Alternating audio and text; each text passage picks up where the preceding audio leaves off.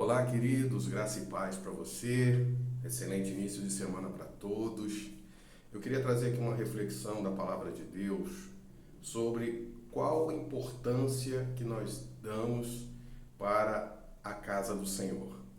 É muito comum, queridos, nós vermos as pessoas não participarem de cultos, não estarem envolvidos com as coisas da igreja, e eu queria te dar uma orientação em relação a isso.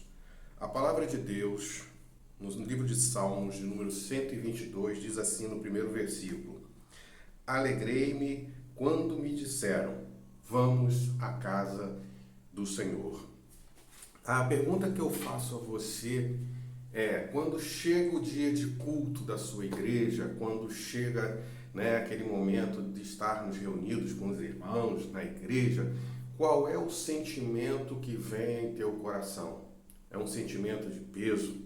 É um sentimento de, meu Deus, eu tenho que ir porque senão alguém vai ficar me ligando, alguém vai ficar entrando em contato para saber como é que eu estou, então eu vou para evitar isso? Ou será que há em seu coração uma alegria por você estar indo na presença de Deus? Alguns defendem a tese de que eu não preciso ir à igreja porque hoje tem tantos cultos online, hoje tem tanta coisa. Ok, quando você está trabalhando ou você está doente, que não pode se movimentar, não pode sair de onde você está, é até aceitável. Claro, as condições que você está vivendo naquele momento te impossibilitam de estar aí na casa do Senhor. Mas, queridos, a palavra de Deus, ela diz claramente: alegrei-me quando me disseram, vamos à casa do Senhor. A casa do Senhor hoje é a igreja, E muitos estão deixando de estar na casa do Senhor por N desculpas. Só que, queridos, a gente tem que pensar que um exército dividido não subsiste, O próprio Senhor Jesus diz isso. Então, a gente precisa estar unido, a gente precisa estar focado, a gente precisa entender que aquele local, é claro que a gente entende que quando aquilo só é igreja, quando o povo está reunido, porque depois que o povo vai embora, vai para casa, se torna um ambiente, se torna um local comum. Mas, queridos, aquele lugar foi separado, a sua igreja, aquele local onde a sua igreja funciona, foi separado para que você, com seus irmãos, com seus pastores, possam estar ali glorificando em unidade ao Senhor Jesus. Então é importantíssimo que você esteja participando da comunhão junto com seus irmãos, junto com o seu pastor. Imagine, que o seu pastor ele passa a semana orando por você, preparando uma palavra para levar, seja no domingo ou no dia da semana da qual a sua igreja tem culto, Então ele se prepara, ele ora, ele cria uma expectativa no coração de que você vai estar lá para receber aquela palavra. E aí você simplesmente diz assim, hoje eu não vou. Hoje eu não vou porque tem aquele filme, hoje eu não vou porque tem aquele jogo de futebol, hoje eu não vou. Eu estou me sentindo meio assim hoje, Tem alguns que usam até a questão de doença. Eu sempre falava uma coisa, queridos, e quero deixar essa reflexão para você.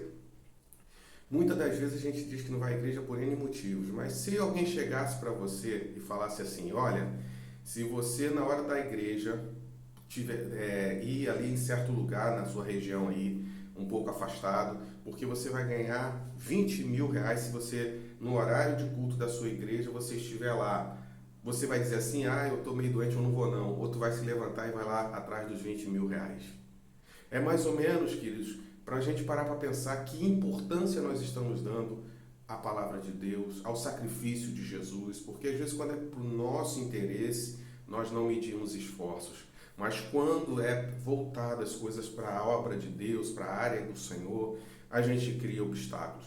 Enquanto isso, queridos, o inimigo está usando pessoas para atacar as igrejas, para atacar o nome de Jesus. Precisamos, queridos, fazer a diferença. Precisamos, nesse tempo, fortalecer a nossa fé, entender que é importante, criar alegria, expectativa no nosso coração de quantas vezes a gente estiver aqui na casa do Senhor.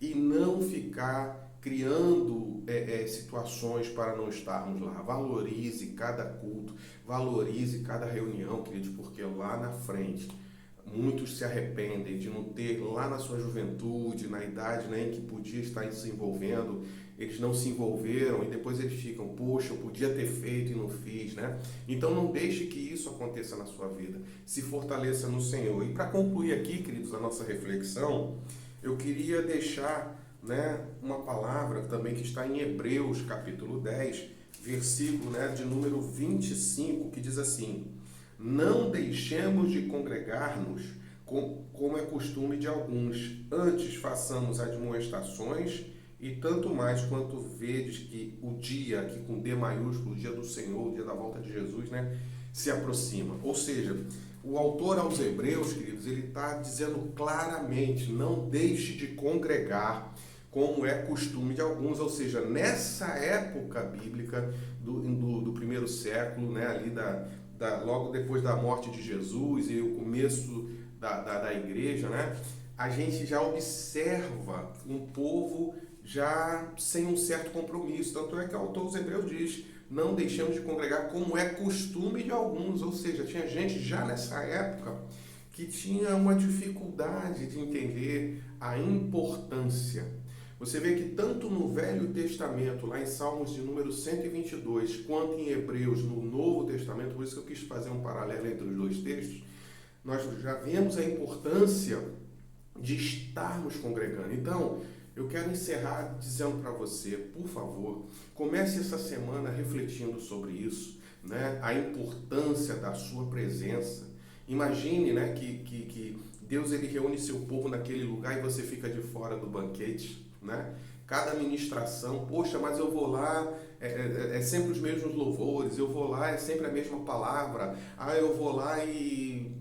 Queridos, não fique com esse tipo de pensamento, não fique com esse tipo de pensamento, porque quando a gente abre o coração, Deus pode usar a mais simples das palavras. Deus naquele dia pode usar aquele louvor que você diz que todo culto toca, e vai ser naquele dia que Deus vai falar ao seu coração. Então, queridos, não diminua o poder de Deus de acordo com as suas convicções, mas creia que Deus é poderoso para usar as mais simples coisas.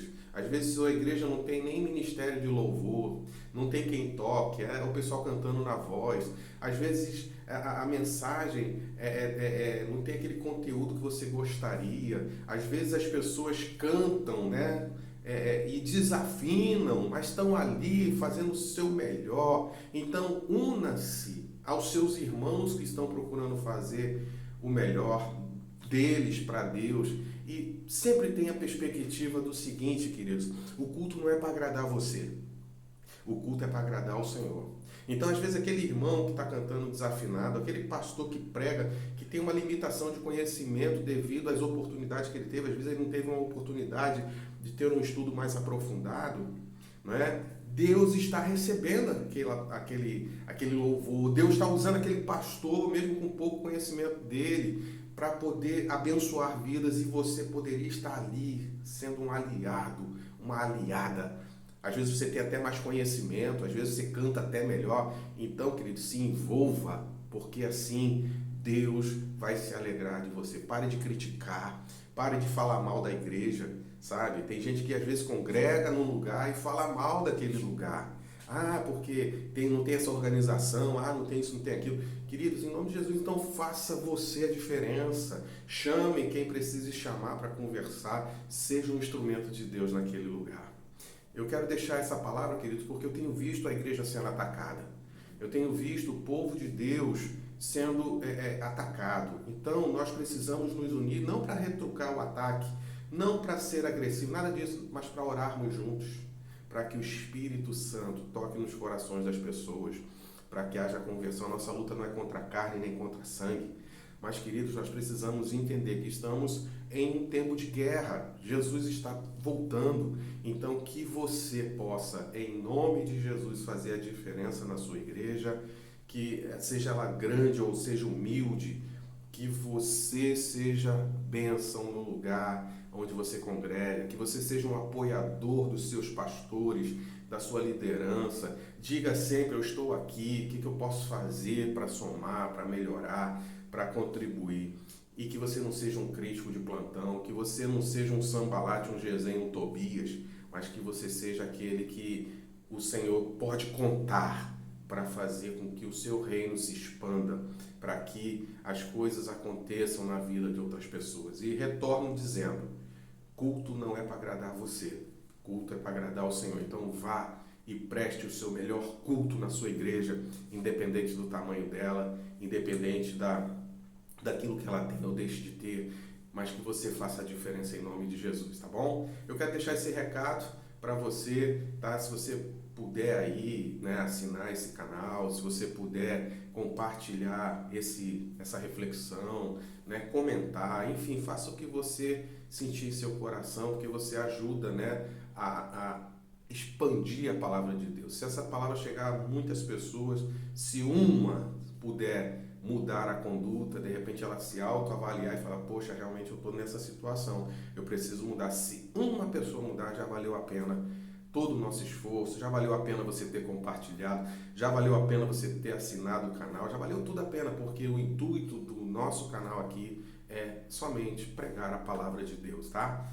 Deus abençoe você, Deus abençoe sua família, em nome de Jesus, e que o amor de Deus, do Eterno Pai, as consolações do Espírito Santo, o amor de Deus esteja sobre a sua vida, sobre a sua família, e que Ele te fortaleça e te dê a paz. Deus te abençoe.